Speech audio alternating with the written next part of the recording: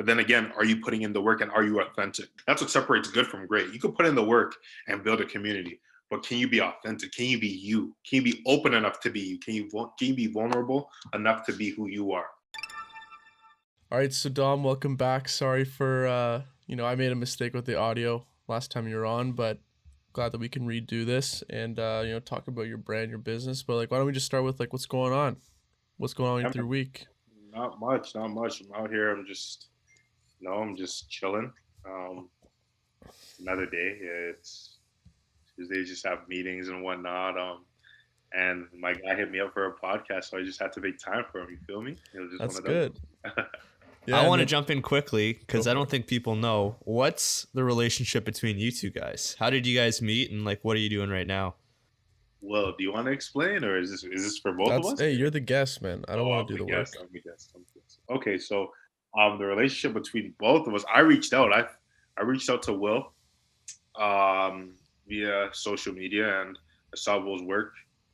I was like, either you have it or you don't. You have an aesthetic and you have a vision in your head, um, and you just have to. You just have to. You can't. Something can't really teach. I don't really have time to really tell people, this is what we want. Either you have it or you don't.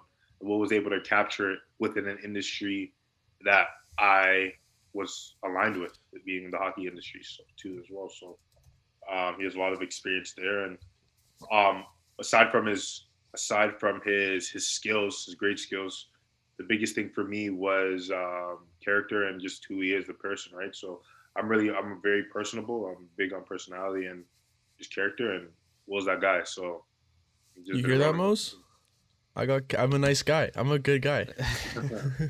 I You know got you to like to point call that me out the because you bad don't guy. get that a lot, man. No, I So never I get love it. this. I love that this is public. Yeah, so we connected on I think it was IG. Did you see like my GTHL videos? Yeah, so I think I was supposed. I saw the GTHL video actually from the GTHL, and then I was like, who the hell made this? Because I know not a lot of people think that. They just think, oh shit, like they think about the people in the video.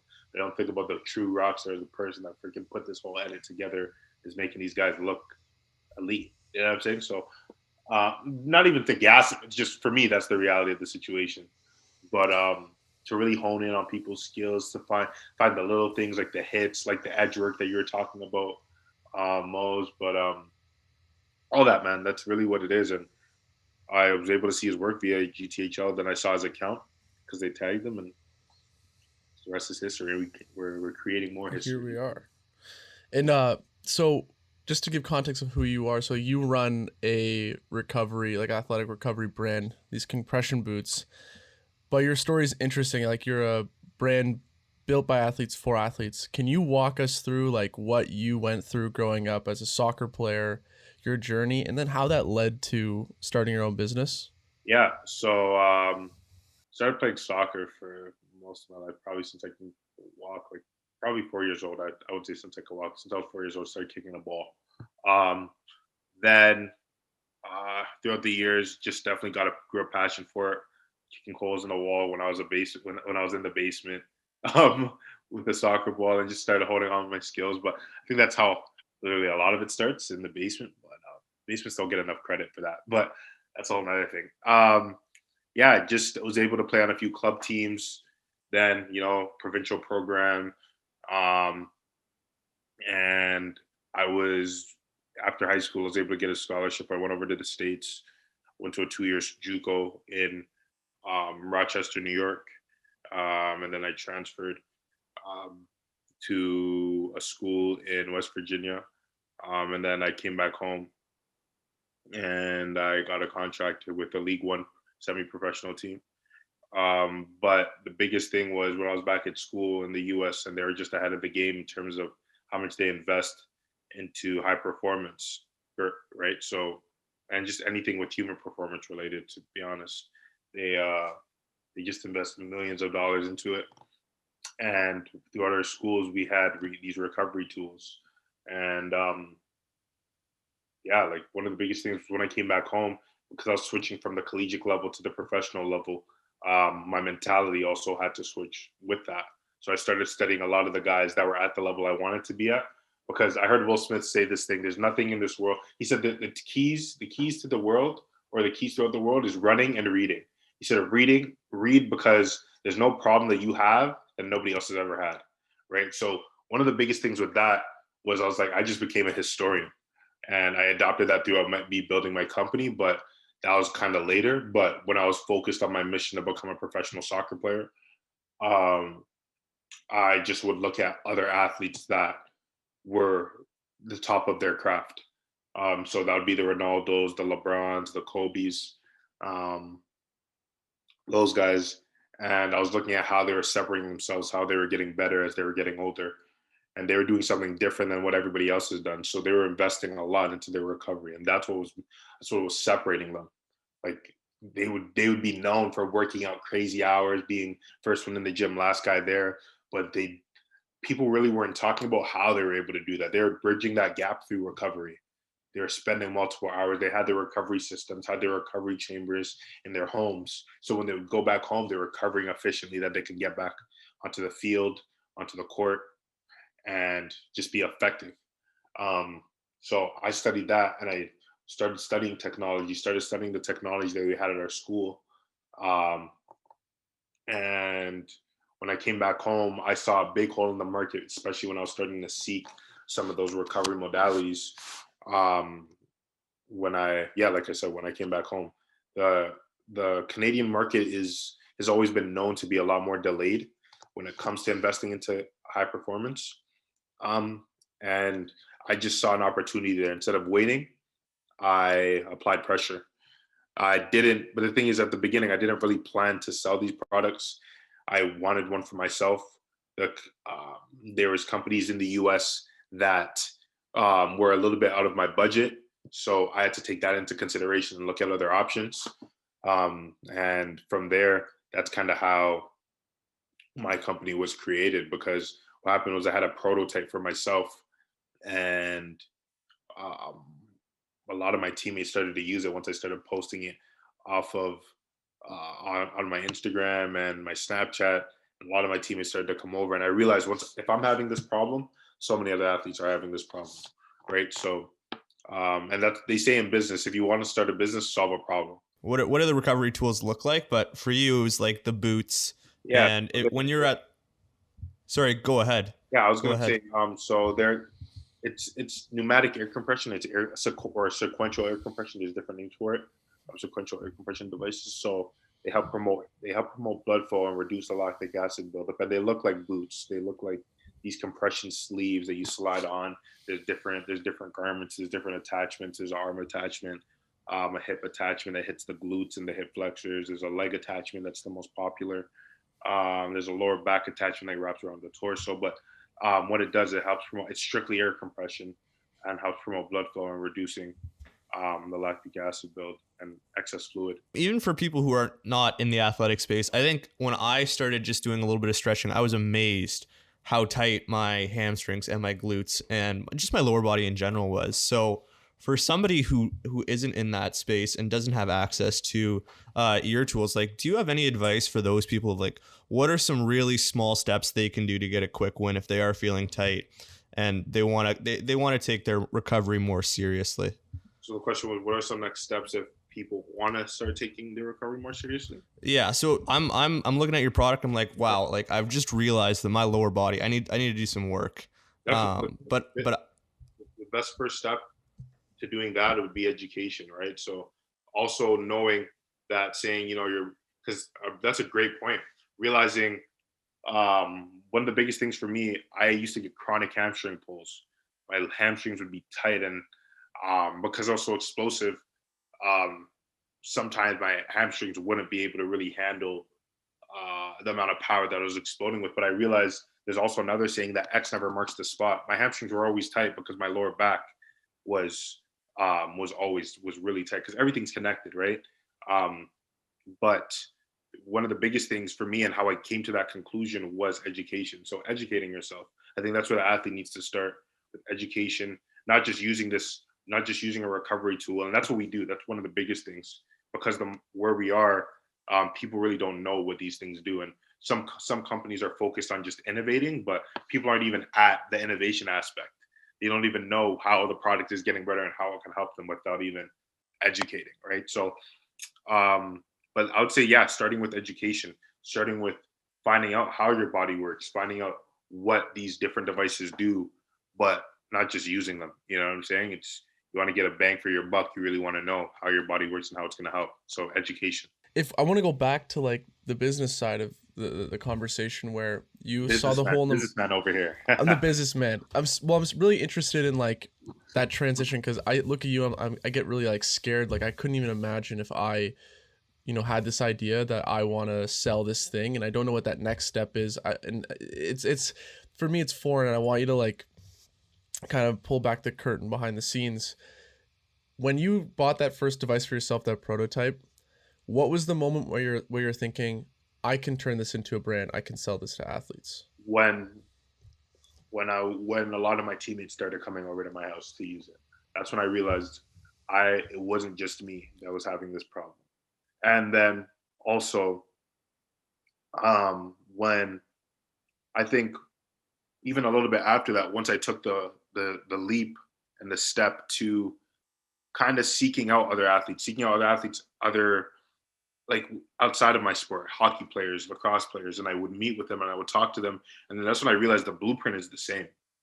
And that's where the model comes in: train, recover, adapt. We're all training, and we need recovery in order to get adaptation, and that's the basic formula of just growth, right?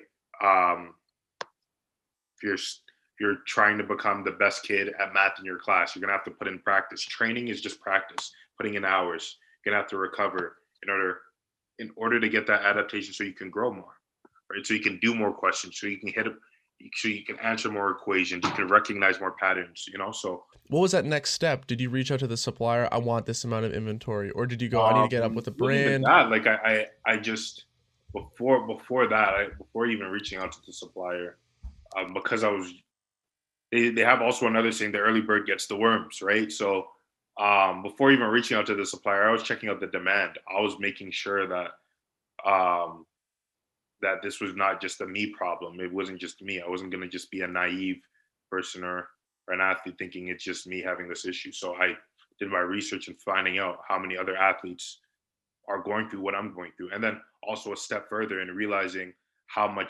far behind and how Canada's always been far behind with human performance. So it was just a matter of time before it got here, right? It was just a matter of time. So basically, me being in the US kind of gave me the foresight and the vision, me realizing that this is going to come home. And since it's not home, I don't really need to even wait for anybody. This is going to be here. So I would say one of my greatest strengths with the company was pattern recognition, just realizing that there was going to be a pattern, that this was going to occur. And it was going to occur whether I did it or not. Um, so that was really one of the biggest things. I want to go back to that train/practice, recovery and adapt. So you really use that with your athletic training. How do you think about applying that within the business that you're running today? Because I think of business as like a marathon. Like it is work every single day, Monday through Friday. Sometimes you're working weekends. How do you find time to recover and kind of take yourself out of that daily? I wouldn't call it a grind, but it's certainly a lot of work. How do you find time to recover? Definitely, the balance is that's what I'm on a daily search to find that balance with that recovery, because with so many other people going through that same issue, finding your own time for recovery is it can be challenging sometimes. But the greatest part with that is the other athletes that we have at our disposal and the ambassadors. So when I have, for example, meetings, I'm able to have other ambassadors go, and that kind of just alleviates where I don't have as many hats. And it's what the biggest thing is. A lot and the ambassadors are great, and I don't even think of them. I would never call them sales reps, because they're more than that.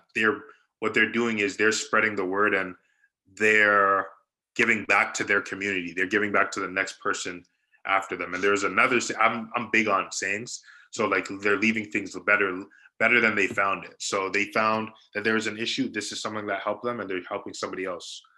So um, that's kind of how I balance it out, with me putting in so many hours in the recovery with this help and a great team around me to alleviate. But honestly, sometimes the grind just never stops. You're always on the go. But that's just the name of the game. Sometimes you just have to do that. But you do. I think balance is extremely important. I would never say overwork yourself because that's not healthy. That's just not practical as well. So I'm on an active search to find that balance daily as well. I'm not. I'm not gonna say like I'm perfect. So just I don't think anyone has it figured out, to be yeah. honest. But I love that you have a saying for everything. Where do you remember all this shit? Do you like I don't know. write them all down? You're I like the don't write sayings shit guy. down. It's mostly in my head, but it's because repetition as well. Like sometimes I would see videos and I would watch them 4, 5, 6 times, because dissecting them. It's like when you watch movies. Sometimes I'm the type of guy that doesn't mind somebody telling me what happens at the ending of a movie. Why? Because I know that's really not gonna it's not gonna affect my perception of the movie. It's just gonna give me another perspective. But then I'm gonna be able to also have see someone else's perspective and then come up with my own. And then each time you watch that movie, you could see a different perspectives. So that's what it is. I just basically repetition. I watch a lot of things and seek information. I'm more of an audio and visual learner. Well, we've been talking a lot about in like the car rides to like there and back from shoots, like just talking about like awareness and monetizing too early and Mm, or focusing on monetizing too early. And I yeah, think I yeah, really want to hear your take on what you're trying to do with Glider. You talked about the ambassadors earlier. They're like sales reps, but they're more than that. They're just yeah. like They're not sales reps. They they're just basically help educate. Like they because what these products do, these products are great. And people try them out. They sell themselves. So it's with what me and Mose were with what to ask like to go back to what Mose was asking before as well was it was the key part was the education. So when you educate another athlete, you go up to them. When we have a football player, a CFL guy going up to a kid in the WHL or the OHL, and saying, "Here, this is something that I use. Try it out," basically. And they're talking about their walks of life, how they got to their level. Their respect is there, their credibility is there. But um, with them trying out the product sells itself. So it's more of just an educational piece. But sorry to cut you. no, you're good. I just want you to get I want to talk to you about like your emphasis on awareness, your emphasis on getting the product out there and demoed and touched, and that's where you're seeing the sales. And you don't want to focus on monetizing too early, trying to like make ads and Trying to sell, build sell, brand. We're sell. playing. We're playing a long game. What's your strategy? Let's break this down. So Without giving away your secrets. yeah, I mean they're out there. They're out there for people to take. It's a matter of are you going to do the work? Because people know the secrets. There's so many secrets that are out there, but people don't want to do the work. But biggest thing is I would say like I'm playing the long game. I want to build brand. I don't want to just monetize. So many people. If I wanted to just monetize this, people could have put. I could just put it on Amazon or something or eBay or or just something to uh just monetize. But I'm really trying to build brand and awareness and build a community. The mission of the company is to build a community through recovery, sports, and culture. And um, the biggest way to do that is getting athletes together, getting like minds together, and educating and growing it from there exponentially. But when people try to build or people try to monetize or have a brand and try to monetize it instantly, it never works out.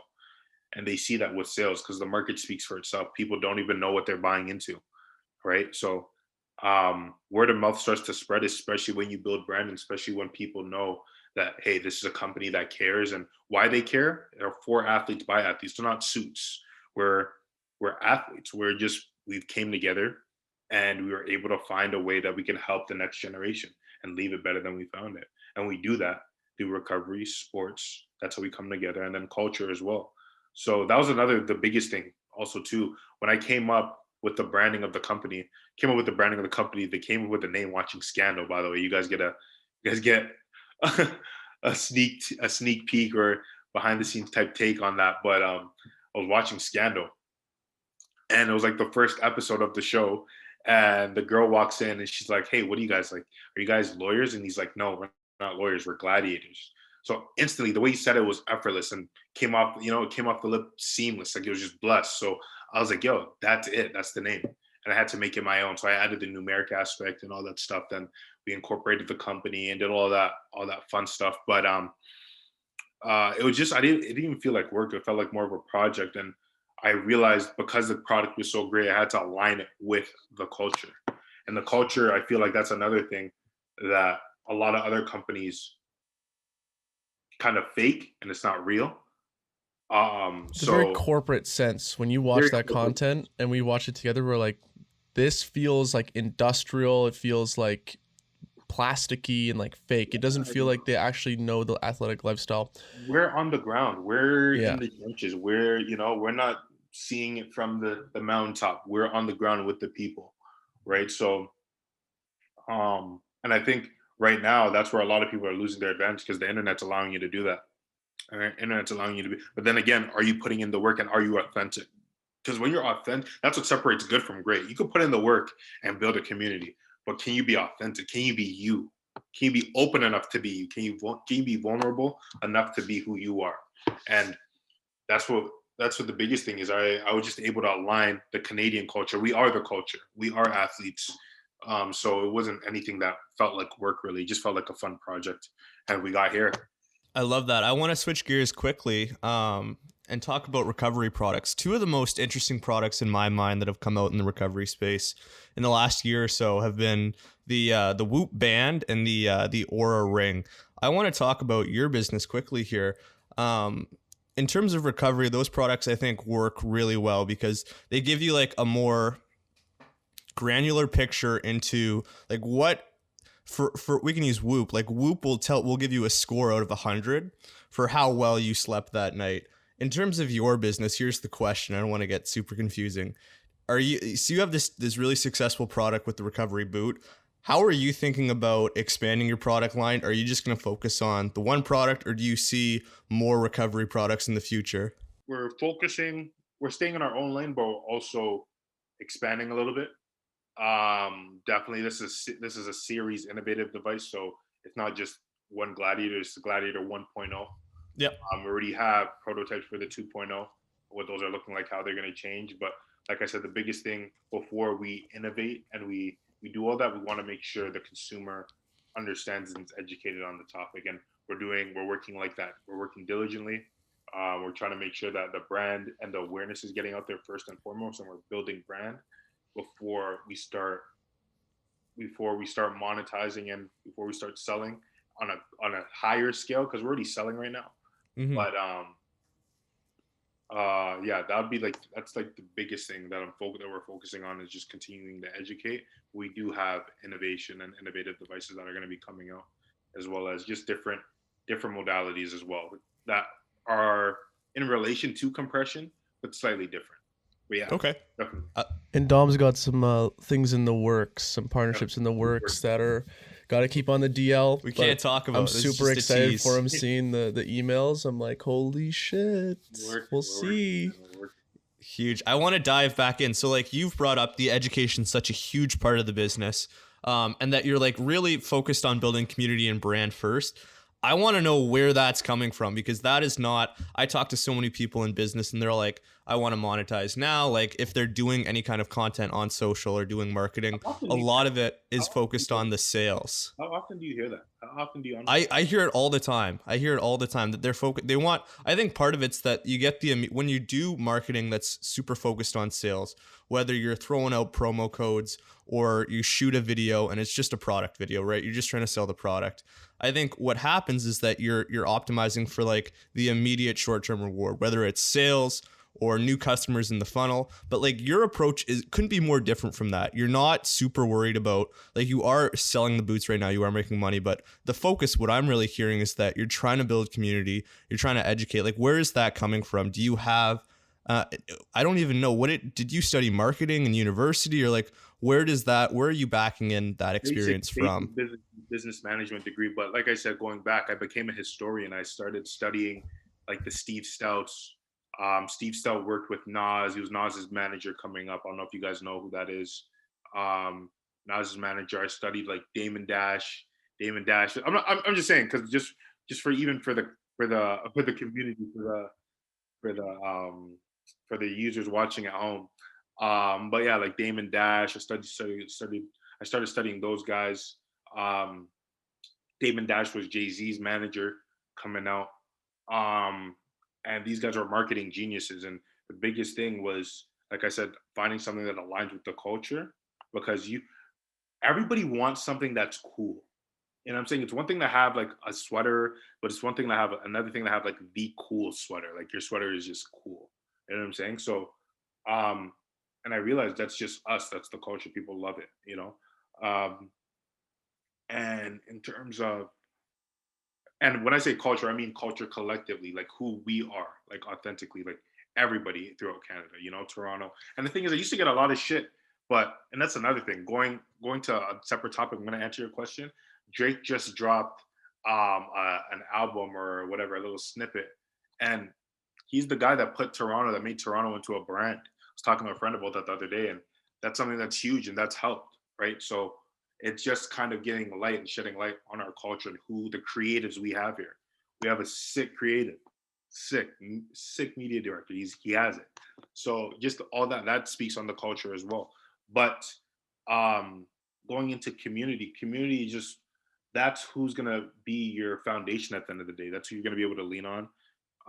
And so giving back is extremely important. And when you can provide value up front, you want to do that. Why? Because that breeds loyalty.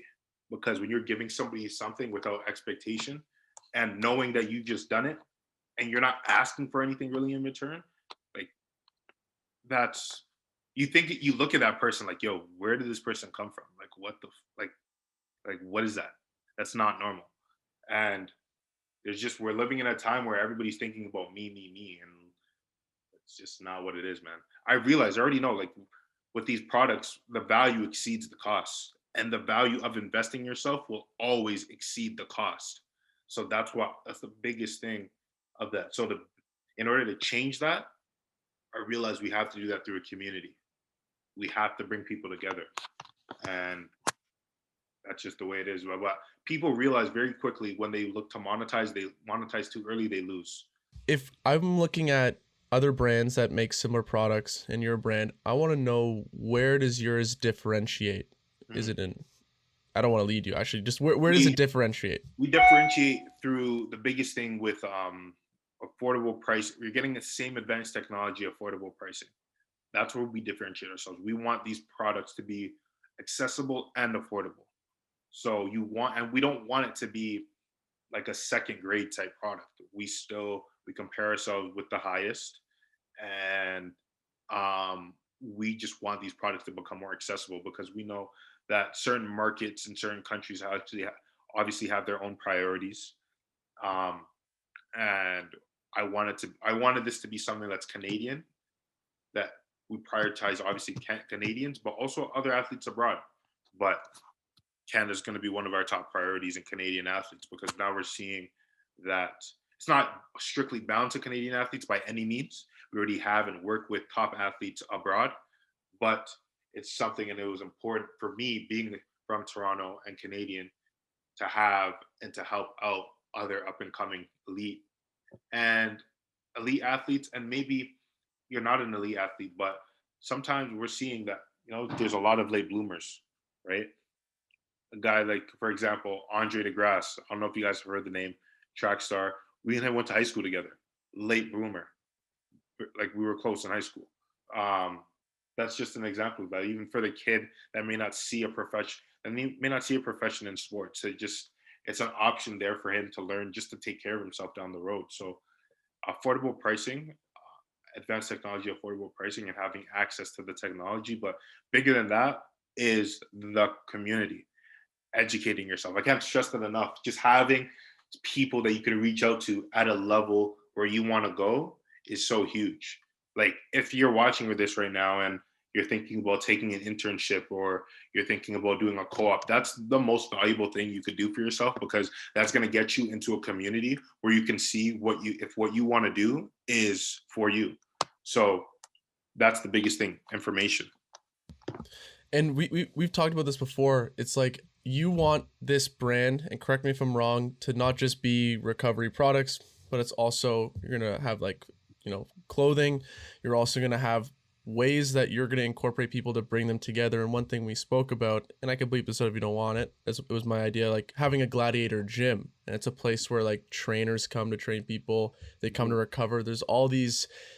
it's a community building bricks and mortar solution that differentiates you from other competitors, because you want to build up athletes, Canadian athletes, into like their truest potential.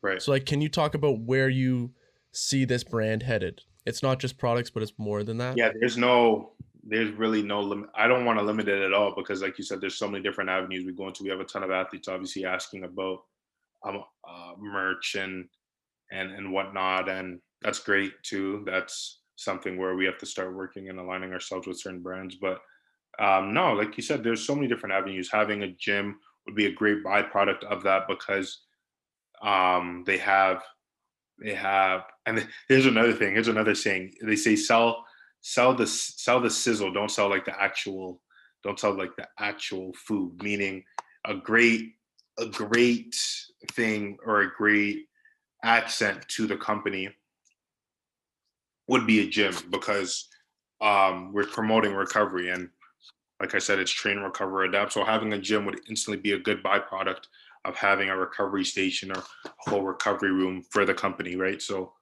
that's just, yeah, like there's so many different things that we're tapped into and there's no bound to it. I don't wanna limit the company's creativity at all because that's another one of our strengths, just different markets that are untapped, and it's just there to take. It's there to take. So I think the product's been, from what you've said, the product's been like this wild success, largely off community, word of mouth, and then spreading that way. You've just brought Will into the fold. How do you see content being important to your business, and like what does video bring for the brand? Video brings right now we've transitioned, especially we're in a day and age, and not even just video as well. We have also like Will's our new media director, but we also have a journalist. We also have writers. We also, because different people learn in different ways, but visual content is very big. Obviously, we're knowing now that the attention span is like 4 seconds for the average user on social media and whatnot. So capturing something, whether it's through an education post, a lifestyle post, and different types of posts, is very key. And Will is an extremely big asset to that with his creative eye, and he's not complacent as well. Like he's just somebody who sees things in detail, and that's big, you know. So but that's really one of the biggest assets with that is having something that users can see and they can learn from, where whether it's something they can connect with where it aligns with their lifestyle, or it's something they can learn from in an education post where it's saying like, you know, these are a few things that you can do if you're a runner to help recover, or if you're a swimmer to help recover, and this is how Gladiator can help you recover. And on top of that, some of the content we're making, it's like, how do we make things that are entertaining that people watch and they're like, oh, that's kind of sick, like those GTHL videos that you like. It's like mixing in brand. I kind of want to workshop this with you, Mose, because I mean, Dom and I are figuring things out. I'm trying to figure things out on my end with what content works. Where's the balance, Mose, with creating fun, cool, dope content, but also creating content that is going to produce sales, whether it's through educating how do you use the product, whether it's a video of, you know, strict brand where it's like train, recover, adapt. You hear that voiceover and then there's footage that matches that voiceover with some eerie, intense music. Where is the balance between creating content for entertainment purposes and then also being a brand that creates content that educates the customer, leads them down the customer journey so that then they can convert or refer you into a sale? Like, what do you think is that? Like, I want you to workshop with us because it's definitely something as a creative, I want to make cool stuff. Sometimes the cool stuff isn't the stuff that sells. Right. I think it's a good question. I would back up for a second. I would just say, like, I think first you have to understand what the financial and resource constraints are. Like, if for this specifically for your business, like if you have traction with the product and you have community around the product, that kind of presents like a different situation for how you would market and kind of the balance between I see it on two sides of the spectrum. The one side is that you have the performance stuff where it's like, here's an Instagram swipe up for a 20% off the product or whatever. You just want to drive people to purchase. And then on the other side, it's kind of like the brand and community building. So it's striking a balance between the two of those. And if you're in the situation where you have success and you have traction with the product and you have a community around the product, I think if it was me and I was like, if you're at my best advice in this situation was like, drive as much attention as you can towards the brand side, because you know that you have advocates. They're just going to amplify that message. Like if they see something dope and if an athlete can put themselves into the content, I think that's super important. If they can see themselves in like what they do. So if you have a guy, I think I saw a Gladiator video a couple weeks ago, and it was like a guy doing sprints up the bleachers of like a football field. If I'm a football player and I'm not in your ecosystem and I can see that and put myself in your story, I'm so much more likely to convert than versus just seeing that kind of cold approach of here's 15% off, here's 20% off the product, right? I think it's important for any brand to think about, how is my target customer, how is my community going to put themselves into my content? So with where you're at right now, I just think that like there is so much opportunity to kind of just pour gas on the fire with the brand building side. And you can do that. Like, I think video is the most effective way to do that right now. So I would just invest as much resources as you can with hitting every single like person in your demo. So if you have hockey players, you have to allocate resources to shooting those hockey videos. Then you have football players, then you have soccer players, and you kind of keep going down the line with all those different kind of subcategories of people, and make sure that they can put themselves inside your brand story. But the question is, though, it's like, okay, you can find those markets, hockey, basketball, soccer, but what's that content look like? Is it testimonials where they're talking about recovery or their journey? Is it just highlight mixtape style videos? Or is it just like footage of them to cool music putting on the gear? You know what I mean? Because sometimes Right. one plan Dom and I are going for is one video is kind of a mixtape cool highlight of the guy doing the sports, and then it's just brand at the end, Gladiator. And then another idea is, it's him putting on the gear while playing his sport, while also hearing him talk. Mm-hmm. You know what I mean? It's Right. like, is one better than the other? Do you need to have another style of video? Like, is that the good way to go? It's something that we're gonna see in time. But right, it's I tricky. think the real challenge here, and correct me if I'm wrong, this is just me kind of going out on a limb, I think that we're talking about organizing information. So I would set this up super simple. I would have a Venn diagram, right? 2 circles. On the one circle, you have like the brand story. I think for the brand that we're talking about specifically, it's the train, recover, adapt. And then on the other circle, you have the athlete story.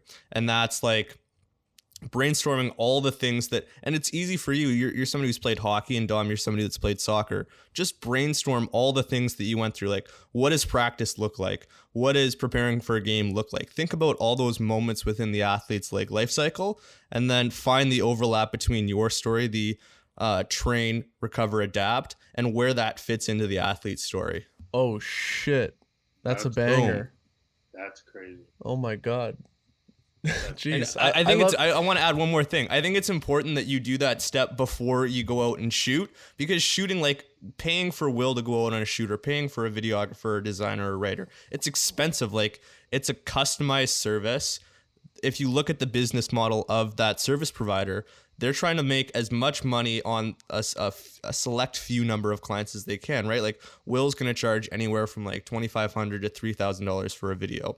So it makes sense if you're a business owner. Depends this isn't on just the video. Dom. Yeah, You just dropped, it's like, a a ballpark huge range. budget. This is guesstimating. I don't know his rates specifically, but Listen, we're the doing point is short that it stuff. takes money. Yes. Right? Like, it's expensive. So do all that heavy loading, do all the creative ideation work on the front end before you ever get to the set. And then you're going to have a real clear idea of like, what do we need to shoot to appeal to the person that we're going after? Right. I think really simply, the 2 questions that you have to answer are like, where do we play and how do we win? Those are the only 2 questions that matter. Everything else is kind of just extra fluff. Well, I feel like, Dom, we've kind of excluded you. What are you saying? No, I think, you guys are dropping gems. I think a key part of communication is listening. So sometimes when guys are in the lab, you just gotta absorb what they're saying. You guys are dropping gems. That reminds me that what you said to me in the car, which like really stuck out. We talk about leadership. Like, I want to hear your philosophy on how you plan to lead this company, because I think it's pretty powerful, and we've had a few conversations about that. Definitely by example. That's one of my natural ways I've led. I've This way of leadership is definitely something new to me, new for me as well. I mean, when it comes to playing, because there's a lot of similarities with the company directly as like that can relate to sports. But I've always struggled with like vocal leadership. Now that's something that's kind of different. It's kind of weird too. I think that's just through practice, but um, I would say more so by example has always been my greatest strength because of like athletic ability and just skill wise. Like that's something that has been able to allow me to lead, and that's one of the best. I think there's no right or wrong leadership way, but it's just I think leading by example is one a great one to have. The best thing I think that you do is you listen to everyone and then you speak. Mhm. You feed everyone, then you eat. I think I love that. you told me about what was that? It was like the circle King table. Arthur, Yeah, King the Arthur, Knights of the Round Table. There's no Knights of head the of the Round table. Table. There's no hierarchy of You know, so power. that's huge. That's huge. That is huge. Where everybody has there's no head and end of the table. It's like we when you told me about that, I instantly thought about like a family where you see the father and the mother on sitting on opposite ends of the table, the kids on the sides and stuff like that. And no, it's not like that. It's where everybody has collective because it's not it's me it's we versus me like that. If you want to go fast, you go on your own. If you want to go far, you go together, right? So that's that's that Back kind again of with the the sayings. kind of the type thing. But um yeah, man, like that's literally it's really what it is. And I know my team is gonna make or break, and it's gonna make or break, or our team would make it is gonna make or break us at the end of the day, and it will make us. So make and it's continuing to it will continue to be our strength. Um, but in terms of my leadership, I'll just look to lead by example and just be a resource of if anybody needs like anything, whether it's motivation or advice, just being a resource as well, being accessible. Because I feel like that's another thing. So many times we work for even think about it. How many times have we worked for companies or organizations and we don't even know who the owners are or the CEOs, or we never even see them. We just have to deal directly with like our manager. You know what I'm saying? And I think it's important for the CEO or the owner to be on the floor and know, although how I know how busy things get. I know how busy shit gets for real. Like shit gets crazy. But it's important for the CEOs to have relationships or owners to have relationships with the people on the floor, with the people that are helping we're helping build your community and helping build your company and the company collectively. My question's like, you've been building this business for the better part of a year and a little bit, I think. I'm not exactly sure on the number. But like, what is the most valuable lesson that you've taken away from your time so far? Be fearless. We brought this up. We brought this up. We talked about this before, but be fearless, man. Like there's so many people that are scared of taking risk, and business is risk. Anything you walk outside your house, that's a risk. Like literally, you can't. You have to be fearless because then you just. They say the most expensive or the most wealthiest place is the graveyard because so many people die with their goals and aspirations and they haven't fulfilled them. So be fearless. Don't be afraid to fail and failing and learning from it. Because failing is I don't mind failure. I don't mind things not working out. And that's the crazy part. And I think I I feel that a lot of kids that get straight A's, I wasn't that kid in school that got straight A's. So I was used to failure early, to be fair and to be frank. But I feel like that cripples a lot of students and kids, especially when they enter the real world and they get that punch in the face, that slap in the face, because I think school makes them vulnerable in terms of the whole like if they get straight A's, that's all they're accustomed to, because there's really no blueprint. You have to learn the game. Like the game is different. It's really not structured the same.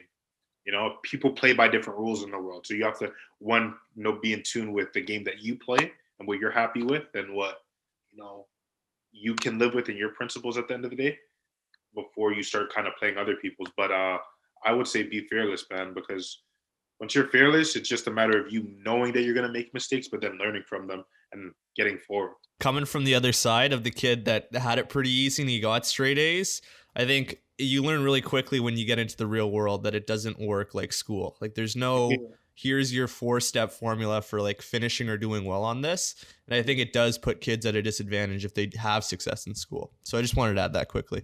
I appreciate that. I appreciate that coming from both sides as well too, because you don't hear that enough. You don't hear that type of humility, right? But um, and especially especially experiencing that, but also then realizing, hey, like it's not, that's a failure within itself, right? And then realizing, yo, like, this is a humbling experience, but then learning from it, realizing, okay, yo, like I'm gonna have to one do some self-reflection, come up with my own things that, the games, the rule of thumb or the game that I'm gonna play in terms of ethics, how I'm gonna treat people, all of that.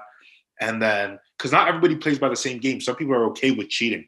Some people are okay with doing certain things. Me, I don't play by that game. So uh coming up with that, and then realizing you're gonna encounter failure, but learning from it in order to get better. That's really what it is. Put up those jump shots. You're gonna miss, but put up those jump shots. Or better yet, it's like put up those jump shots in the game too. Like don't be scared when the pressure's on. For example, like I'm gonna use Mo as an example. He's an incredible graphic designer and an incredible mind around marketing and just the creative space in general. That's why we're doing a podcast together. We always used to talk about it off camera and mic, but he doesn't share his stuff online that much. And I feel like not enough people know Mose is this incredible designer. And I think there's a sense of fear there, Mose. I don't want to put words in your mouth, but is that correct? There's a sense of fear to share. There's definitely some of that. And the other part is that like, it was really weird. The transition from school, like immediately into the workforce, like we were conditioned and told like, you're going to have to work really hard. You're going to spend your 4 years and grind out some unpaid internships or whatever. That wasn't my path. Like very much in the same kind of ideas we talked about before. It was really easy for me to go from, I got a job at a nice place in second year, and then I kind of got a lot of leeway and responsibilities there. And it kind of conditioned me from like the start of my very early career so far that like things will be handed to you. So part of it's like getting over that belief, getting over the ego that like things are going to come easy, because you come up against those roadblocks and those failures and you're like, even that's a kind of a teaching moment and an opportunity to learn where you're like, oh wait, like people aren't just going to come like knocking at your door and say like, hey, we really like your work. There's not really a lot out there, but we see potential in you. Like eventually, I think at least in my experience, that like runway of opportunity like kind of runs out if you're not proactive in selling yourself and marketing yourself. So, I mean, I'm still learning that lesson, but it's something that definitely came up as we were kind of graduating and walking out the door of university, that if you're not prepared and you don't have a body of work online, like that is going to really hurt you regardless of how successful you've been in the 4 years prior in university. So like if you are graduating or you in a similar position, my advice to you would be like, just spend as much time as you can, regardless of the success and what you're making and where you're working right now, on building up a body of work and being public about that and sharing. Because like regardless, it's just going to create upside for you. And that's something that I had to learn the hard way. I mean, to your point. That's right. Because what that is, it's also another thing. That's another thing with athletes. So many athletes are dependent on organizations. When you become dependent on organizations or anything, or someone else, you're vulnerable, right? People might pass away. People might, you know what I'm saying? Companies might close down. It's just, there's a number of certain situations that can happen. And once you're less dependent on other people and you have, like you said, your own portfolio of your work and all that stuff, is the more you invest in yourself. We're talking about investing in yourself on a deeper note, right? So just do that. The earlier you do that, the better you'll be. The better off you'll be. I love that. And I think that's something that really, I think I learned that lesson first, although it wasn't specific to business or career. But when you move away from home for the first time, for me, it was 18. I came to university, and you realize really quickly, like there is a bunch of stuff in the last 18 years that you've lived that people, your parents, teachers, mentors, coaches, like they just took care of so much. You don't have to worry about what you're going to eat. You don't have to worry about your daily schedule. You don't have to worry about taking care of your body, investing in yourself physically, drinking enough water, like all these little things that you just had people take care of. You realize really quickly that there's no one that's going to tell you to do those things, that the only person responsible for that is you. Like if you want to invest in yourself, it's one thing to talk about like, oh, I want to build a business. Oh, I'm going to put a portfolio out. But if the action's not there to follow up on that, like nothing is going to happen. And I mean, I want to transition this for you. Like, I want to hear about that experience before you started this company, when your mission was really to make it in professional soccer. We talked about this the first time around. Like you moved away from Canada. You had a very similar experience to me. You moved away from Canada at 16 or 17 to play soccer in the States. And you probably learned all that the hard way. No? Yeah, definitely, man. bro, that's what allowed me. Without me doing that, I wouldn't have started this company probably. Um, and why? Because it put my self awareness on another level. That was one of the biggest things. And in order for me to become more self aware and understand what are my needs, what are my goals, what do I want to do, right? Spending a lot of that time alone. I know some people what the pandemic has done in a sense it's allowed a lot of time a lot of downtime, and people don't like that because they're just used to go right, and because things were slower and they were able to reflect on so many different things, a lot of people unfortunately we're coming into some issues with, I guess, just reflection on where they currently are in life and whatnot. But I think that's important, but also obviously like sometimes you do need to see professionals and need to have that at your disposal. But and I I would do that. I don't think it's not limited to anybody. It's always important to seek professionals. But I spent a lot of that time on my own really early, and it played out great for me. There were some hard days. I remember there were days where I was crying because listen, I was by myself in a whole other country. I didn't have any family there, regardless of how far I was from home. Like I was in another place, you know? And it's one of those things where it's like, yo, who really has my back? But you have to realize if once you know you got your own back, it's you're good. You know, and then you start gravitating. It's crazy how the universe works. The right people start gravitating around you, and the energy you start attracting is it tends to be you tend to it's not like it tends to be more genuine. You're just able because you're self-aware, you're able to realize who's genuine and who's not, to kind of pick up off that. And then also if it doesn't pan out how you want it, you're able to separate those ties. So self-awareness was something that was huge. um but to continue, it was just that's what helped me transition into and made my goals a lot more clear because of what I wanted. And that's another big thing. You basically you just all you need to do the basic formula to this is and what I want to leave as well is just realize what your goal is. Make it clear as possible, as clear as day. Whether it's becoming a professional soccer player, becoming a chartered accountant, becoming the best creative in the city. Know what your goal is. See who the best people are doing doing that, and who you may look up to. Because, like I said before, there isn't somebody else who hasn't done what you're doing or hasn't gone through what you're going through. So become a historian because history repeats itself. Recognize those patterns, but also reverse engineer. So see what you're doing, see what you want to do, and then reverse it. Okay, how many hours do I have to put in? I have to put in 8 hours or 10 hours. You know what I'm saying? Like reverse it and reverse the levels that you have to go to, and then get to the level where you currently are. And now you have a roadmap. It's never going to go how your roadmap goes, but having a plan is the best thing. And then being able to adapt, and then being able to adapt and learning from your failures each time. But the roadmap's important. It's been great. I know you got to get going soon, so thanks so much for coming on. Can you please plug away what your business and what you're doing and everything, and then we'll wrap Appreciate up the you guys, show? man. Yeah, Gladiator Recovery. Check us out on Instagram. Check out our website, GL8 Recovery. We got a lot of content coming your way. We've been working really hard and got more stuff coming out. Yeah, keep an eye out for us. You'll see us. That's Gladiator at Recovery. that's At, at GL8 Recovery on at Instagram. GL8 Recovery on Instagram. We're on TikTok as well at GL8 Recovery. Um, Search it, Gladiator Recovery. You'll find it. Um, yeah, we're coming. Yeah, grab yourself some boots, guys. Thanks so much for listening. You can check out this episode on YouTube as well. Don't forget that. Give that little channel a subscribe. We post content weekly on our IG at RnR Podcast. Give us a follow, like, comment, subscribe. You know the whole deal. We'll talk to you next week. Thanks, Dom. Ciao bello.